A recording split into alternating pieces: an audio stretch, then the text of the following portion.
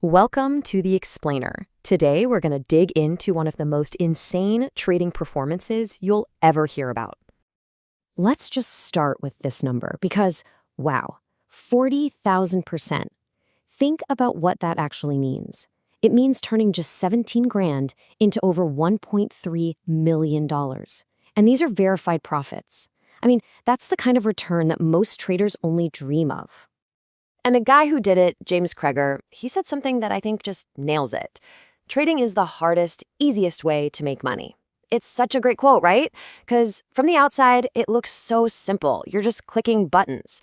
But man, the reality? It's a whole different beast. It's brutal. But here's the twist. What if I told you that the path to this incredible success, it actually started with a complete and utter disaster? This isn't just a story about a huge win. It's a story about a massive collapse and an even bigger comeback. The real lessons, they're not in the victory lap. They're in the wreckage that came before it. So before all those massive wins, there was this one single day that completely changed how Krieger looked at the market. A day that honestly could have, and probably should have, ended his career right then and there. If you looked at his journey up to that point, everything seemed great. I mean, he started part-time in 2007, and by the early 2010s, he was doing so well he quit his full-time job. He was a top trader on this platform called Profitly. But here's the thing.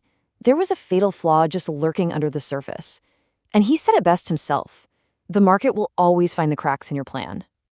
So what went wrong? Well, it was like a textbook recipe for disaster. All the classic psychological traps.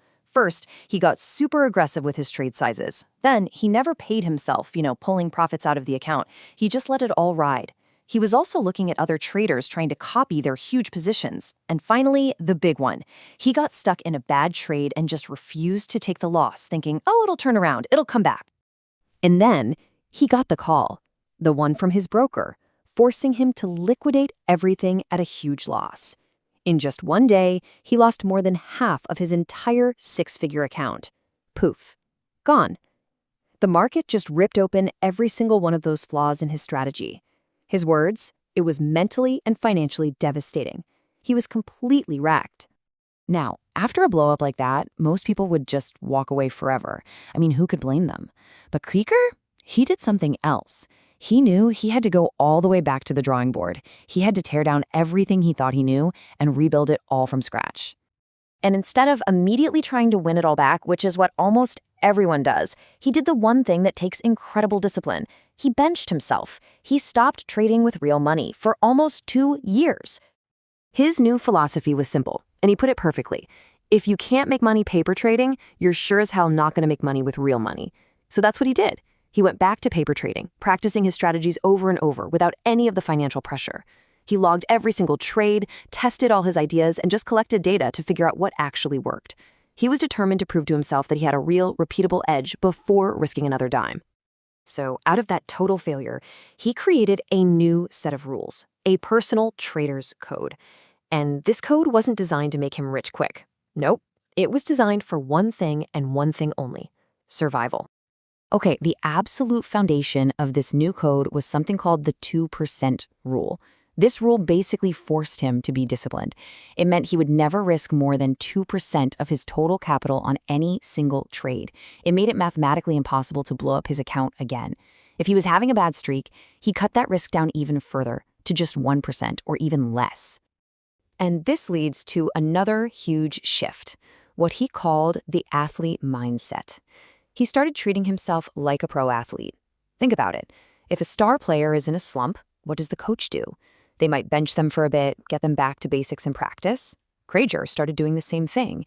If he was trading poorly, he'd size down his trades, or just sit on the bench and practice until he earned the right to get back in the game with real size. So you can really see the two different people here, right? On one side, you've got the gambler, the guy chasing huge returns, copying others, going all in. That guy got wiped out.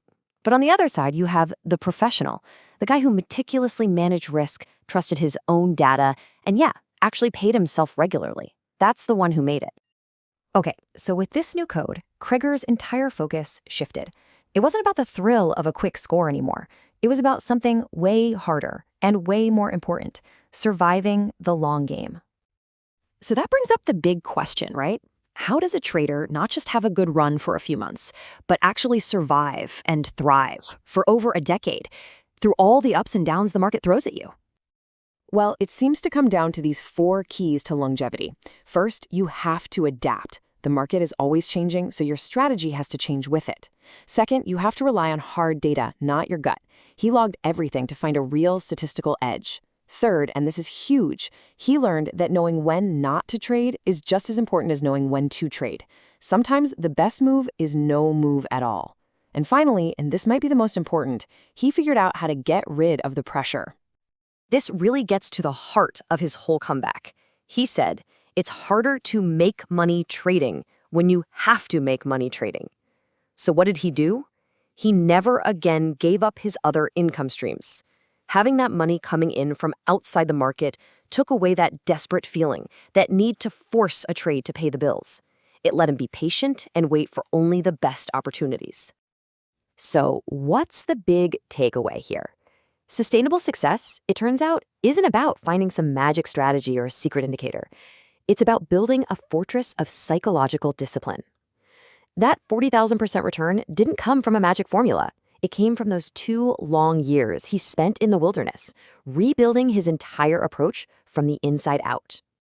And that kind of leaves us with one last question to think about. Which of these rookie mistakes are you most likely to make? And I'm not just talking about trading, but in any high-stakes situation.